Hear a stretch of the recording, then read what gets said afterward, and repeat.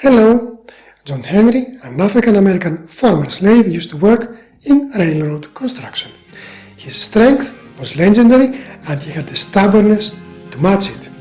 He was enraged to hear that he was to lose his job to a steam-powered rock drilling machine. "I can beat the machine," he exclaimed. And beat it, he did. At a contest, he dug faster than the machine. Alas, he did not get to savor victory. Exhausted by the strain, he exhaled his last breath as his comrades were cheering him. There you have an example of what we call a Pyrrhic victory. Before continuing, do not forget to subscribe to Random History. New interesting videos are coming up. The story behind the phrase Pyrrhic victory. Next on Random History.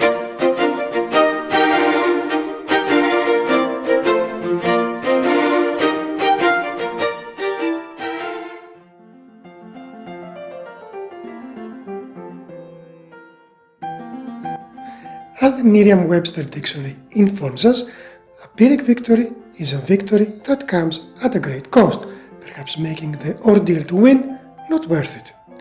In other words, it is a victory the cost of which is so high that it is practically tantamount to defeat. The person who had the not so flattering honor to lend his name to such an idiom was Pyrrhus, king of Epirus. He defeated the Romans and even reached the gates of Rome, but suffered great losses in the process. Thus his victory was with no avail. By the way, if you are interested in learning the story behind often used idioms, do not miss our video on another famous phrase, the devil's advocate.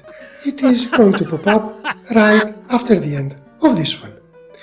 Back to Pyrrhus and his Pyrrhic victory. Probably the term Pyrrhic first came into use as an adjective in the late 17th century. Originally, it was used in reference to the wars waged by the forenamed king. The adjective Pyrrhic began to be paired with the word victory in the 19th century. Hence, the idiom as we use it today was coined.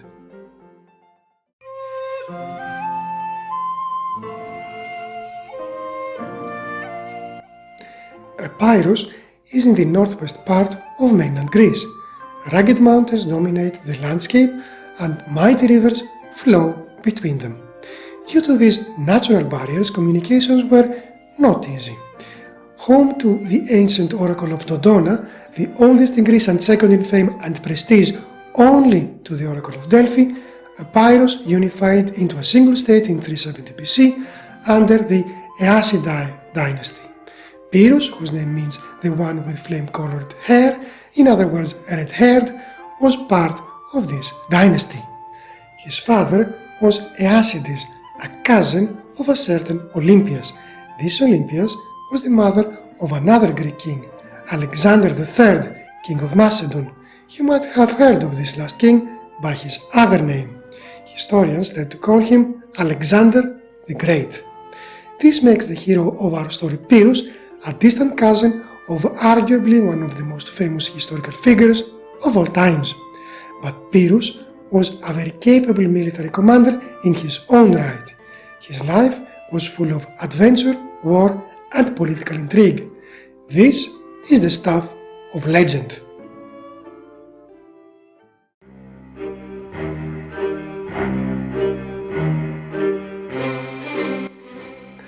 After his father's overthrow from the throne of Epirus in 317 BC, he was spirited away from his native land at the tender age of 2.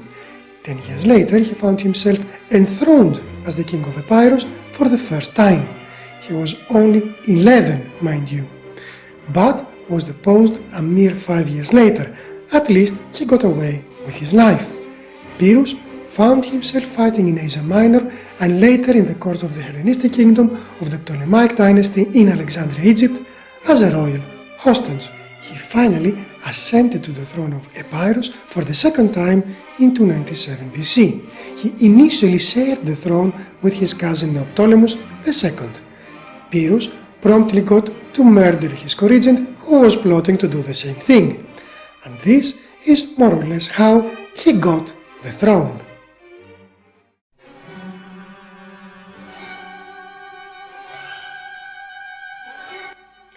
Pyrrhus did not only have a talent for war, almost equal to that of his renowned cousin, he also shared Alexander's ambition. As soon as he secured his position on the throne, he started the military push to enlarge his kingdom at the expense of his neighbors. But the goal he held close to heart was the westward expansion of his lands. In a way, he wanted to imitate his famed relative and escape his imposing shadow. He was given the necessary pretext in 282 BC. In the southern part of the Italian peninsula, a large number of centuries-old Greek colonies had been established, hence the name given to the region by the Romans, Magna Graecia, meaning Greater Greece. One of the most prosperous of these colonies was the city of Tarentum, modern-day Taranto. The city was situated in the Tarentine Gulf, which is the Gulf of Taranto. It had a treaty with Rome that prevented the latter to bring warships in the aforementioned Gulf. In that year, however, the Romans violated the terms of the treaty. They did not only bring warships in the Gulf, but installed garrisons in Greek cities around it as well. The Tarentines reacted by destroying many of the vessels and by driving out the Roman garrison stationed in the Greek city of Thurii. Tarentum was now faced with a Roman attack and certain defeat. The Tarentines thus opted to ask Pyrrhus for protection. He was happy to oblige. The king arrived in Italy in 280 at the head of an army consisting of 20,000 infantry, 3,000 horsemen, 2,000 archers and 500 slingers, but the heavy punch of the Greek army was provided by no less than 20 war elephants. These were the ultra-heavy tanks of the era. This was the first time the Romans were to face the mighty beasts in battle. They would nevertheless have to confront them many times in the years to come. Pyrrhus was poised in breaking the back of the legions of the Roman Republic. The Tarentines were jubilant. Their initial enthusiasm was however promptly curtailed to the point of fizzing out. They were unwilling to make the necessary sacrifices for a military campaign which seemed that was to last longer than expected. Pyrrhus found himself with unwilling allies far from his homeland, but he confidently pushed ahead. The first encounter between the Greeks and the Romans took place in Heraclea in 280. The Romans were defeated and were chased back to the gates of Rome.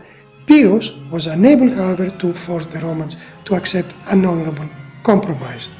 The two armies met again a year later in the Battle of Asculum. Pyrrhus was victorious once more, but it was a costly victory. He had lost a considerable number of soldiers and officers he was not able to replace.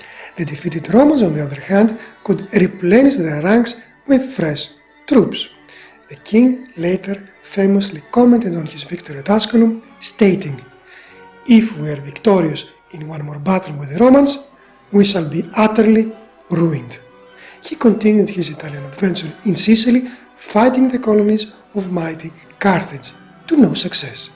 Pyrrhus was finally driven out of the peninsula in 275 after a last inconclusive battle with the Romans at Beneventum. He left practically undefeated in battle, but not a victor. Upon his return to Greece, the restless king continued his campaigns, but this is a story for another video.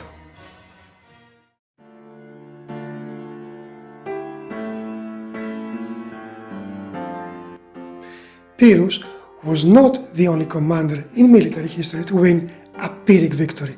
As a matter of fact, we are planning to soon make a video on Pyrrhic victories. Hit the bell button, you do not want to miss it. One could think that Pyrrhus was generally not an able military commander, and that is why his name was given to a phrase with an unflattering connotation. Nothing could be further from the truth. As a matter of fact, Plutarch, the famous Greek historian and biographer that lived between the 1st and 2nd century AD, has written his biography. In it, he records that Hannibal, the other formidable foe of the Romans who almost brought them to their knees, ranked him as the greatest commander the world had ever seen. In the biography of Titus Quinctius Flaminius, the Roman general who was instrumental in the conquest of Greece, Plutarch, however, revises Hannibal's comment. He there writes that Hannibal placed him second only to Alexander the Great, so Pyrrhus was considered by his peers as a high-caliber military commander.